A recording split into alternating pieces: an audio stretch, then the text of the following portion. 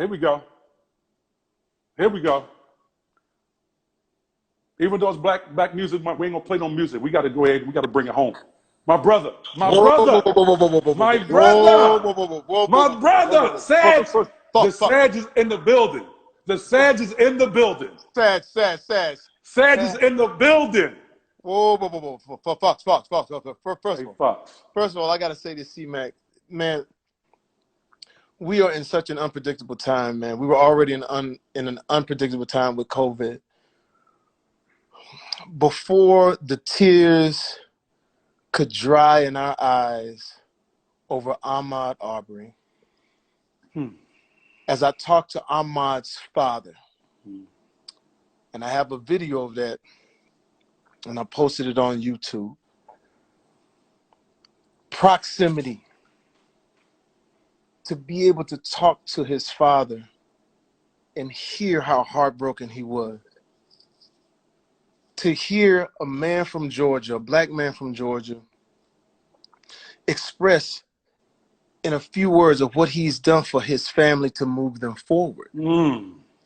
He spoke about his daughter. He said, Jamie, my daughter has a master's degree. I got to tell my daughter that my baby son, 26 years old, been killed. He said, what do I say to that?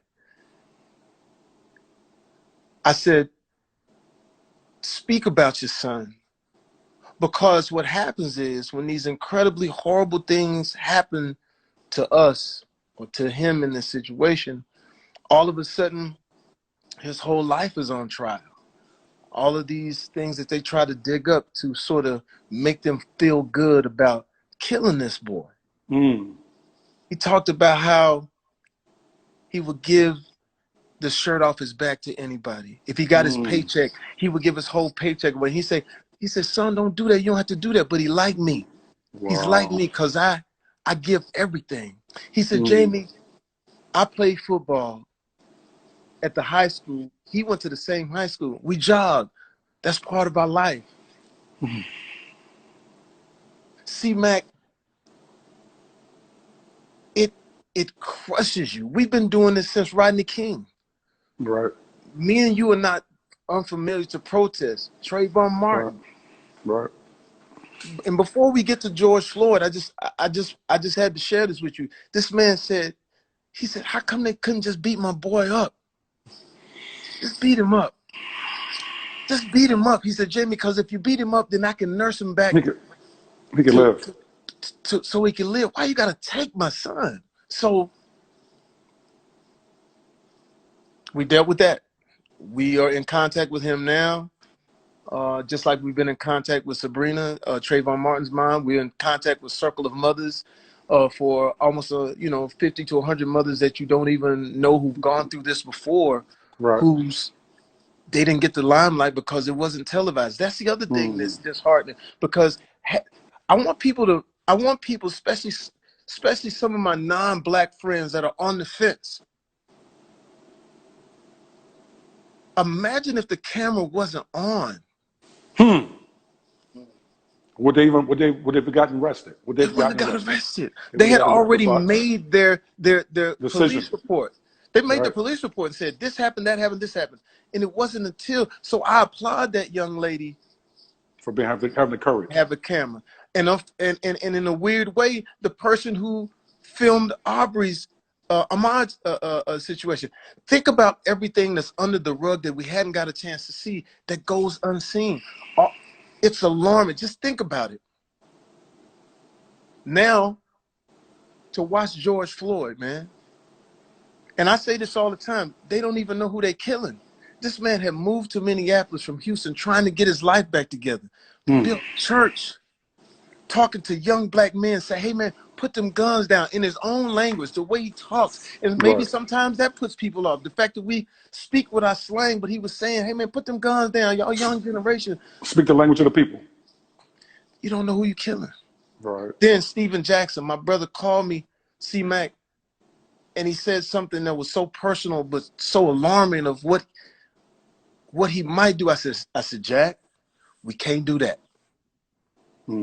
I know you're mad, but we can't do that. And I said, listen, wherever you got to go, I'm going to stand with you. I don't care what it is. Right. So he said he wanted to go to Minnesota. And of course, you know, people, it was so many emotions, so many, I mean, tempers and anger. I said, Jack, I don't care what it is, we coming. And when we went to see Mack, to see Steven talk about his friend, man, they used to call him Twin. You know what I'm saying? He talked about him in a way that we don't get a chance to actually see on television. He talked about how personal it was. That's my guy. That's like me and you, see, man. Somebody do something to you, see, Mack. We're moving out. We're moving out. We're moving out. No questions. No questions. So it becomes personal. Like I said, it's always personal anyway, but when you see that and then you talk to the mother, we got a chance to talk to the mother of his child. See, Mack. But it's, in this situation, I will say this. The evolution of the protester, to see young white kids that they don't necessarily show, said, no, we here for it. Our first songs was hip hop.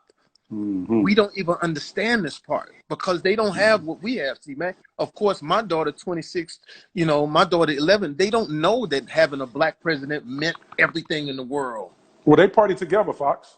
We partied separate when we was coming. They partied together. Exactly. They partied and came up together, right? So I have to continue to say to people, man, it's other things going on. The protests, they showing you some of that sensationalized stuff, man.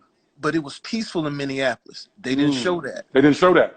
They didn't show that. We was peaceful, man, and it was aggressive. And we got a chance to talk to Castile, his mom, other mothers that have been affected, cause we was there, and we got a chance to see it. And that's why I hope we don't lose the focus. I hope we don't lose. We're not going to lose the focus. We're not going to lose the focus because when I saw those white kids and non-blacks just as excited, just as angry, just as pissed off, that made me feel encouraged. And so, and then to my brothers that feel like they can't get in it, like my brothers, my homies, just a little bit goes a long way because we not gonna probably be able to be on the front line, but for those front line women that do it every day, see, Mack, with the koofies that we sometimes automatically sort of think it almost becomes mundane or like, yeah, that's what they need, our backup.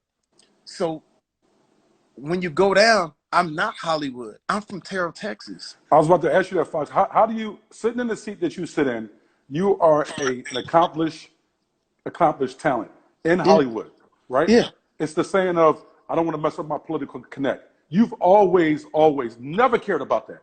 How do you feel about the brothers that your brothers and sisters that's there that you know that are voiceless, silent? They're not moving.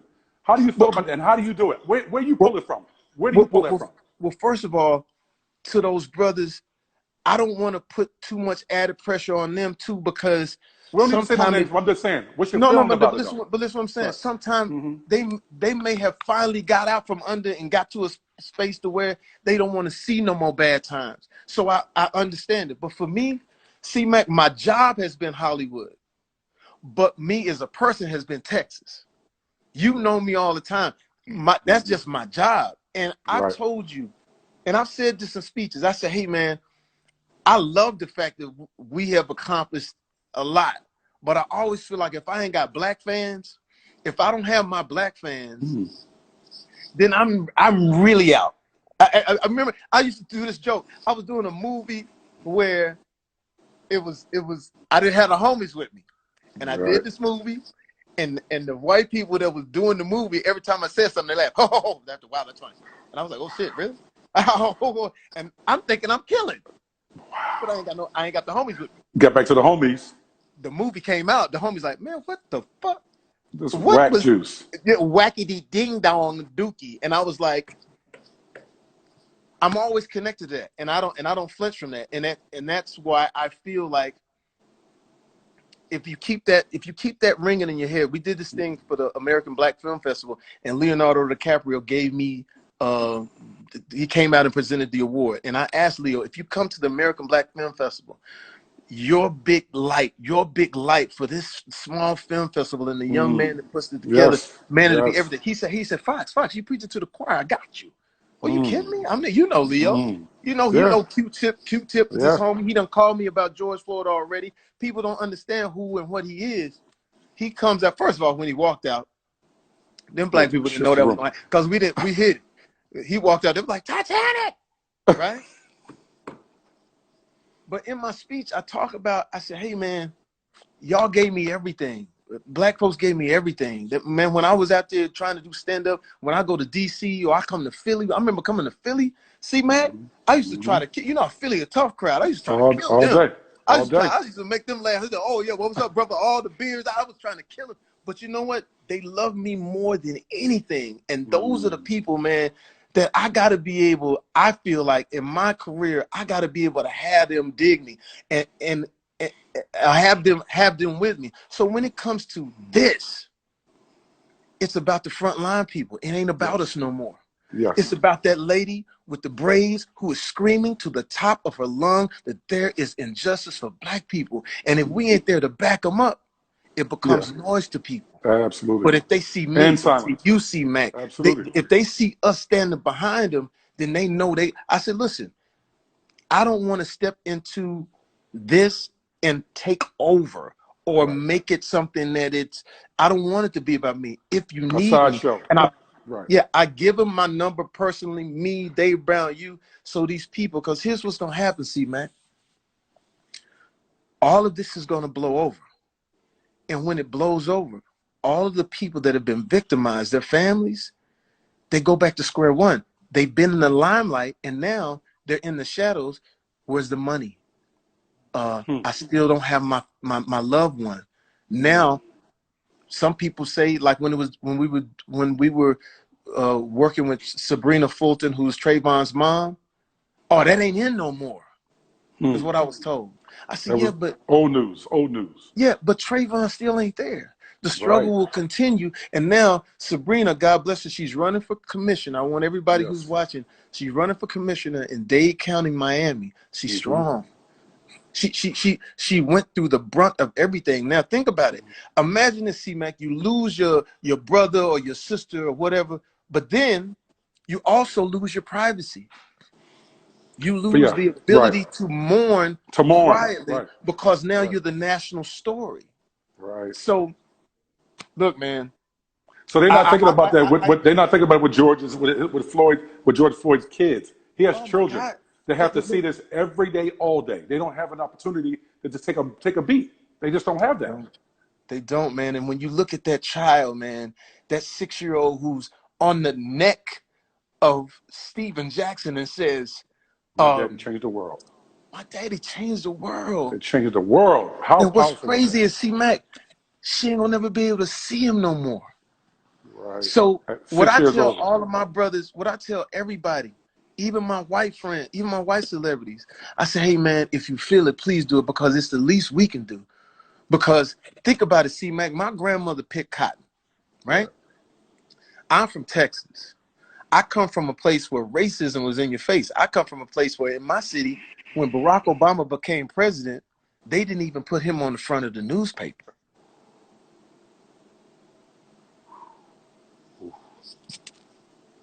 See, Mac, imagine you in my city, and this is the biggest moment in world history, and they rush to the newspaper, and it ain't even in there. And then when they go interviewing, I'm paraphrasing this, he said, hey, listen, we run a newspaper, not a scrapbook. Wow. So understanding that in 2008, this is just part of that. It's part of that animosity towards that black man, because now we were shocked that we had a black president. If the ancestors were to walk the earth right now, the white ones, and see, oh, we got a black president, where did we go wrong? So a lot of that is this rebound. No, it's what Trump said. We have to dominate them. Y'all need to dominate. How foolish is Trump? Tell me about your feeling about Donald Trump, honestly. What do you feel about him? This is gonna He's shock dangerous. you. This is gonna shock you, C-Mac, before I get to that. To all of my people who are upset about Trump, Donald Trump didn't vote for himself. It's true. So you got to understand. I said, listen, It's when true. we went out in multitudes and we voted for Barack Obama, the system worked. Mm. Then when It's we been laid proven. back, when we took it for granted, and for whatever reason that we don't like women, because we don't know if we want a woman to run. I remember when Hillary Clinton was running, I had a good old boy tell me, who was in the politics, he says, hey, I don't mind even a black fella telling me what being up, but I ain't gonna let a woman tell me nothing. So we sat back and we allowed it to happen. Let it happen. And then afterward, it was 500 million people in the street saying, what happened? But if a third of those people would have voted, he wouldn't be there. So who are we actually mad at? What are we dealing with right now where people are unclear about Joe Biden? Let me explain. I'm gonna take one thing at a time. Mm-hmm. We're in the situation because we took it for granted and we held one candidate to every single nook and cranny of the way they dressed, the way they talked, the way they did. And then that other candidate, they didn't hold him to anything. You know why? Because the way politics are, especially in Republicans, it's about power. Right. Democrats, a little bit more nuance. But they understood that regardless of the candidate, think about how Republicans run. They don't care if it's a puppy. If he's going to win, what he does is my Supreme Court justice, all of my judges. He just told me, I got 300 judges. What do those judges do when they see black faces come in? When they see brown faces come in? That's us. Conviction. We allowed it to happen. Right, absolutely. Donald Trump has not done anything different than he did when he was on the campaign trail. He's not done anything different than he's done since we've known that man. That's true. So who are we really mad at? Right, we take this fake, oh, I'm so mad, and then we say, well, I don't know who I'm voting for. Well, what the fuck? Right. If you don't know who you vote for, then shut up. Shut your allow mouth. us to galvanize the people to vote for Joe Biden, who, get out the way. If Joe Biden was so bad for black people, he's so bad for black people, then why did the first black president of American history choose him? Ooh. We're silly. Because we listen to something on the internet or we listen to something on social media, we follow every conspiracy that we can, only because we are afraid of the moment to stand up and say, hey, we're going to be decent and we're going to galvanize. And here's the thing I'll tell you, Charlie Mack, if you were bleeding, Charlie Mack, would I go get you an MRI? No. You're going to stop the bleeding. I'm going to stop the bleeding. Stop the bleeding. We are bleeding. Right away. The man said, what's the worst that could happen? We are seeing it, a pandemic. 100,000 people have passed away. Right. Imagine if that was Obama. And 100,000 people died on his watch. They have his head on the chopping block right now. Totally. So imagine. Now, here's what I can tell you. He said, imagine what's the worst that can happen? Close to 60 million people unemployed. We're seeing the worst. At the same time,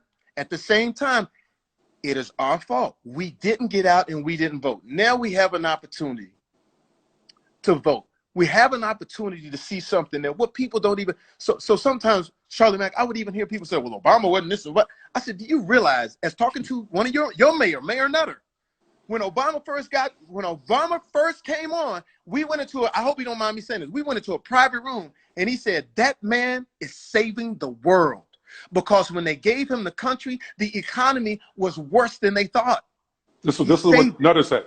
This is what Nutter said privately. I hope you don't mind me sharing this. Because I asked him about the bailout. He said, Jamie, that is the smartest man. He's got to save us because they were going to leave that black president holding the bag and say, he's the one that did it. He's the one that lost the country. And he didn't. He rolled up his sleeves, him and Biden, and they saved it. And then here comes 45, and he takes credit for the economy. How is a person, how did you fix the economy in 30 minutes? That economy was broken and it took 8 years to get it. And look, he dancing in the end zone. He ran, imagine this, somebody else ran the ball all the way down to the one and they gave him the ball. Absolutely. And he had a parade. But we can't be mad at that because we allowed that to happen. All I can tell you right now, I am begging desperately for us to get out to the polls and vote and vote in the way that you have always complained about. If you don't want 45, then go vote against that. I've never been a Republican. I've never voted Republican. I've been a Democrat my whole entire life. And there are reasons for that, because Right. where I come from, and I still have Republican friends that are cool, but from what I went through, see, Mac, let me give you the story. A young kid, 15 years old, I'm playing the piano because my grandmother said, I want you to learn the piano because when you go across the tracks, right? I said, Granny, what you mean across the track? For the white people, she said, no, silly boy. So you can go across the metaphorical tracks all over the world. But one particular instance, I get a chance to play the piano for a Christmas party, right? But I'm only 15, so I can't drive. So my boy, he's 16. He said, I'll drive you. So he drives me to this, on the other side of the tracks, this big white people house. And we get to the door, and they open the door, and the white man see me and says, what's going on here? I said, I'm here to play for your Christmas party, sir. He says, well, what's going on? I said, is there a problem? He said, yeah, there's a problem. I can't have two niggers in my house at the same time.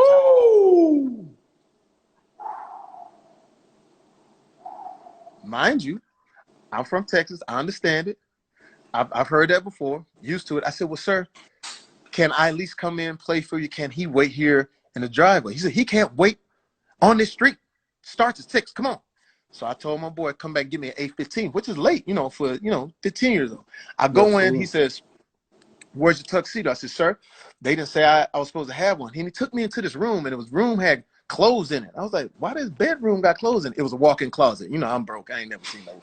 You said, why this room got clothes in it? Man, we just, on our side of town, we just turned that into a split-level condo. It was that much space. So he hands me the jacket. The jacket had the Brooks Brothers. Remember the Brooks Brothers and had the patches? I said, ooh. Yes, sir. So now as I'm playing the piano, and I'm watching people from my faculty, from my school come in, and they start doing nigger jokes. But my grandmother taught me something, because she was a maid. She said, when you are in that household, you are part of the furniture. You don't make any. So I'm playing, right? And then the lady of the house came up and said, I apologize for what they're saying. I said, it's all cool. It's all good. She said, can you sing anything? I said, sure. You know what I did? I said, chestnuts roasting on open fire, Jack Frost nipping at your nose, Yuletide carol being sung by your choir. I go into it, and I watch those people crack. I watch them look at me like, wow. They were in proximity to me, see, Mac. All of the things that they thought about me, I cracked them. Next thing you know, they gave me that white man at the end of the night, he gave me a $100 bill. He gave me a $100 bill. I'm like, shit, call me nigga every day. I got a $100 bill. It's like a Black American Express card to me, right? Watch this. But at the end of it, see, Mac, I went to give him the jacket that he gave me. He says, no, you take that. I can't wear it no more. That man made me wait outside up the street because I got done early. And everybody know in Texas, around that time, it's a little chilly, so I had to flip the collar up. When my boy picked me up, he said, you okay? I said, I'm not. And I said, I have to get out of this situation. I have to leave Texas. I said, because either something is going to happen to me or I'm going to do something to somebody, because I'm too smart for this. So I changed the school from North Texas State to United States International University in San Diego to get out of that situation. But here's the significance of this story. That man that did that eventually became a Texas senator.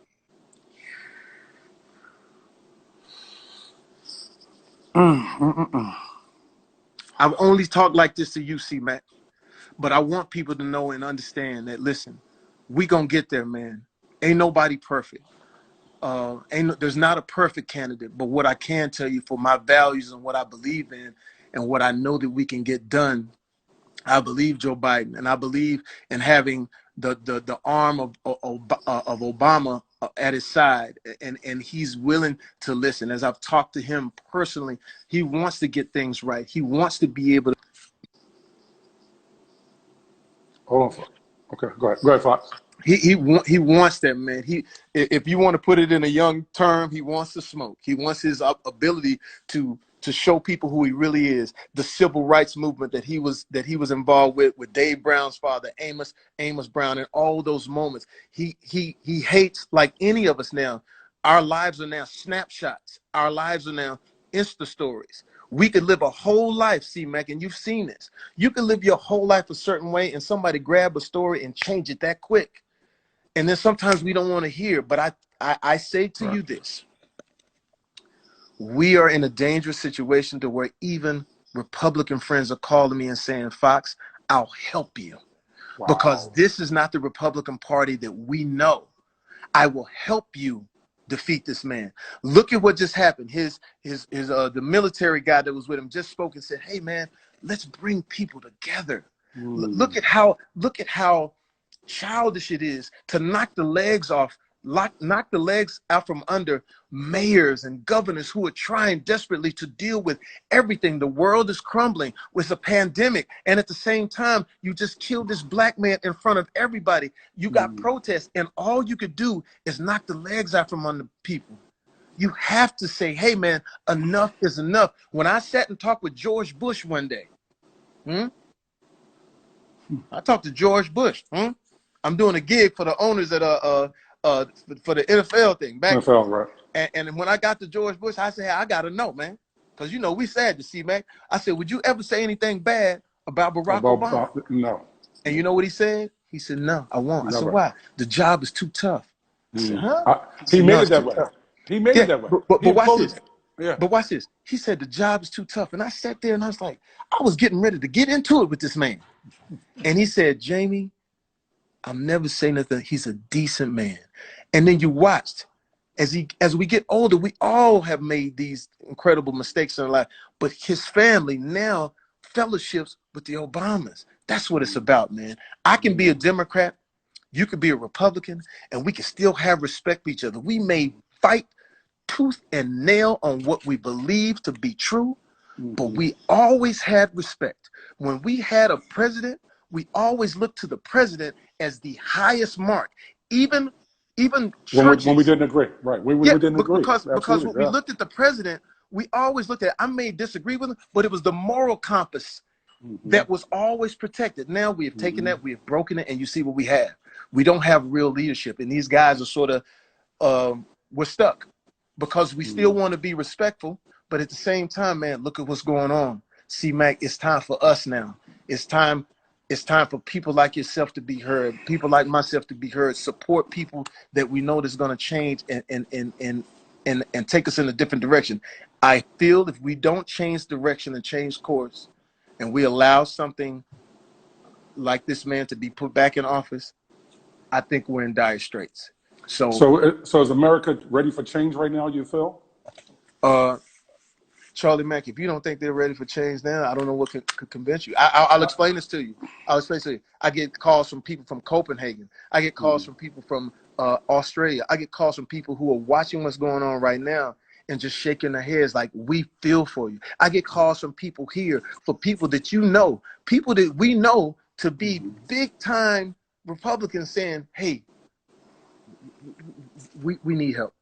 We need help, and America needs this, man. And the thing is this, we have to hold everybody responsible, and we got to be careful. Like when he said the sheep's clothing, these news outlets just telling us one thing and saying it's in the bag and everything. Remember this, he made money for a lot of people. A lot of these news outlets, they said his name 1,000 times, that the ratings went up. Right. So hopefully they got enough money and they'll give us the real information that we need.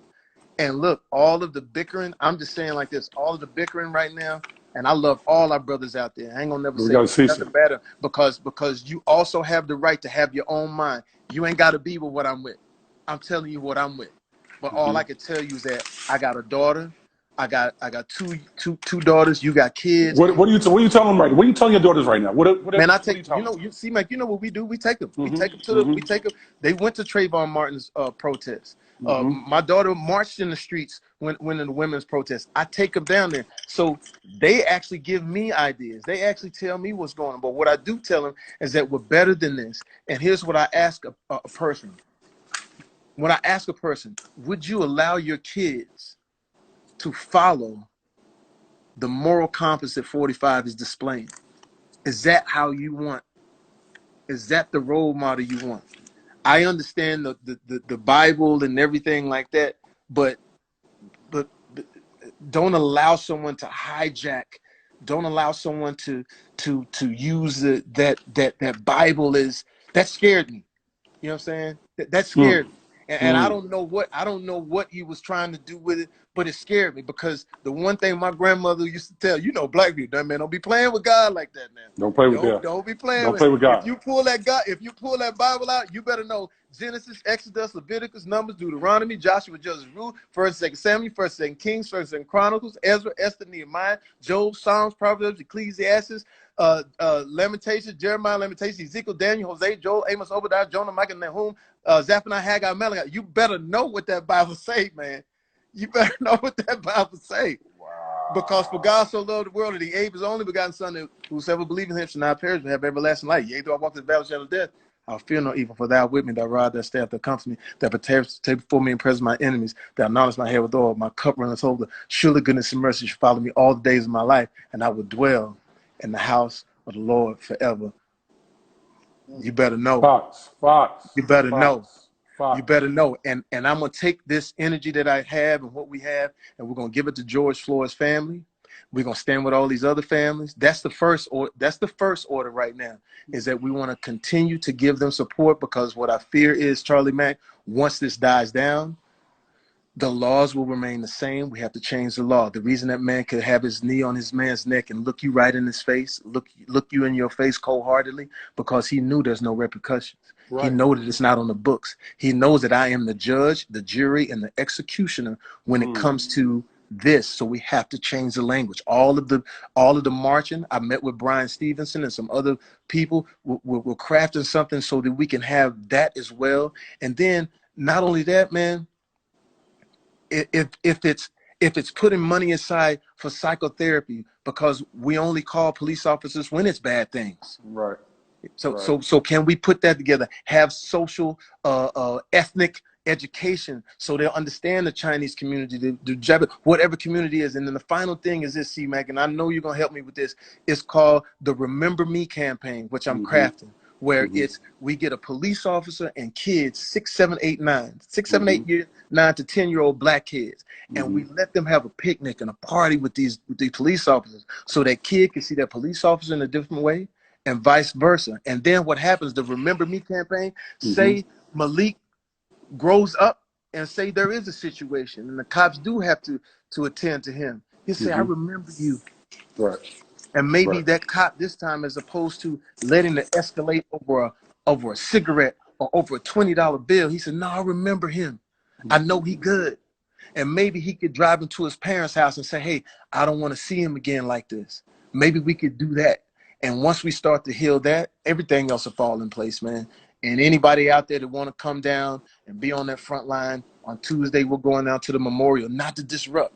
We just want to be there to show that this is a moment in history, man, that we'll look back on and we'll be able to say, hey, man, we were there when the world changed, and we were part of it. And see, Mac, I believe in you. And that's why when I saw Steven Jackson feel that way about his brother, I think about you and how I would be, and I would never want nothing to happen to you. And we should all have that same thing in our heart, saying, I don't never want nothing to happen to you.